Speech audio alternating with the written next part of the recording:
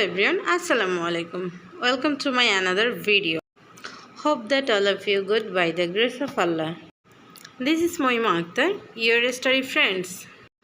We'll learn together. Inshallah, we will enjoy. আমরা একসাথে ইংরেজি শিখছি এবং অনেক ইমপ্রুভ করছি আলহামদুলিল্লাহ. Today in this video, I would like to share how to use make, do, to and so. আজকে আমরা জানব make, do, to and so কোন কোন ক্ষেত্রে এবং কোথায় ব্যবহৃত হয়। মেক দিয়ে আমরা কিছু সেন্টেন্স তৈরি করব। আই উইল মেক মিস্টেক, আমি ভুল করব।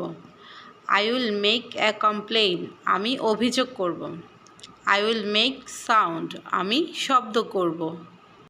শি উইল মেক্স নয়েজ, সে অনেক আওয়াজ করে। আই উইল মেক মানি, আমি টাকা আয় করব। আই উইল মেক প্রফিট, আমি লাভ করব। আই উইল মেক লস, আমি লস করব। আই উইল মেক ইনভেস্টমেন্ট, আমি বিনিয়োগ করব। আই উইল মেক বেড, আমি বাজি ধরব। I will make my bed, আমি আমার বিছানা গোছাবো। I will make my home, আমি আমার বাড়ি গোছাবো। ডু দিয়ে কিছু সেন্টেন্স তৈরি করব। আই উইল ডু হোমওয়ার্ক, আমি বাড়ির কাজ করব। আই উইল ডু টেস্ট, আমি পরীক্ষা করব। আই উইল ডু এক্সপেরিমেন্ট, আমি গবেষণা করব। I will do a course, আমি একটি কোর্স করব। আই উইল ডু ব্যাড, আমি খারাপ করব। আই উইল ডু গুড, আমি ভালো করব। আই উইল ডু শপিং, আমি শপিং করব। আই উইল ডু মেকআপ, আমি মেকআপ করব। I will do a drawing, আমি ছবি আঁকব। এভাবে মেক অ্যান্ড ডু ইউজ করে সেন্টেন্স তৈরি করব প্লাস প্র্যাকটিস করব। আমরা সো ইউজ করব পজিটিভ ক্ষেত্রে এবং টু ইউজ করব নেগেটিভ ক্ষেত্রে। যখনই নেগেটিভ অর্থ বোঝাবো তখনই টু ইউজ করব। যেমন উইন্টার ইজ টু কোল্ড, শীত অনেক ঠান্ডা। হি ওয়াজ টু ব্যাড হিউম্যান বিং, সে অনেক খারাপ মানুষ ছিল। দ্য বাস টু রিস্ক, বাসটি অনেক ঝুঁকিপূর্ণ। My teacher was too bad, আমার শিক্ষক অনেক খারাপ ছিল। I was too bad student, আমি অনেক খারাপ ছাত্র অথবা ছাত্রী ছিলাম। আই ওয়াজ টু লেজি, আমি অনেক অলস। হি বিহেভ টু ব্যাডলি, সে অনেক খারাপ ব্যবহার করে। হি ইজ টু লেজি, সে অনেক অলস। আমরা যখনই কোনো কিছু নেগেটিভ অর্থ বোঝাবো তখন টু ব্যবহৃত হবে।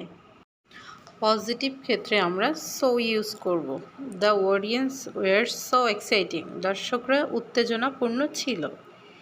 She was so nice person, সে অনেক ভালো মানুষ। ইট ওয়াজ সো বিউটিফুল, এটা খুবই সুন্দর ছিল। My teacher was so good, আমার শিক্ষক খুবই ভালো মানুষ। হি ইজ সো ইন্টেলিজেন্ট, সে অনেক বুদ্ধিমান। হি ইজ সো গুড, সে অনেক ভালো। He is so good student, সে ভালো ছাত্র ছিল। আমরা যখনই পজিটিভ কিছু বোঝাবো সেই ক্ষেত্রে সো বসবে বা ব্যবহৃত হবে। সবসময় টু নেগেটিভ এবং সো পজিটিভ ক্ষেত্রে ব্যবহৃত হবে, এটা আমাদের সবসময় মনে রাখতে হবে এবং এভাবে সেন্টেন্স তৈরি করতে হবে। আমরা এভাবে ওয়ার্ডস দিয়ে সেন্টেন্স তৈরি করব এবং প্র্যাকটিস করব, সাথে ইমপ্রুভও করব। প্র্যাকটিস খুবই গুরুত্বপূর্ণ কোনো কিছু শেখার জন্য। কোনো কিছু শিখতে হলে আগে আমাদের সেটাকে রেগুলার প্র্যাকটিস করতে হবে, তাহলেই আমরা কোনো কিছু শিখতে পারবো। লাইক, কমেন্ট, শেয়ার এবং সাবস্ক্রাইব করে সবসময় পাশে থাকবেন। ধন্যবাদ। Thank you for watching.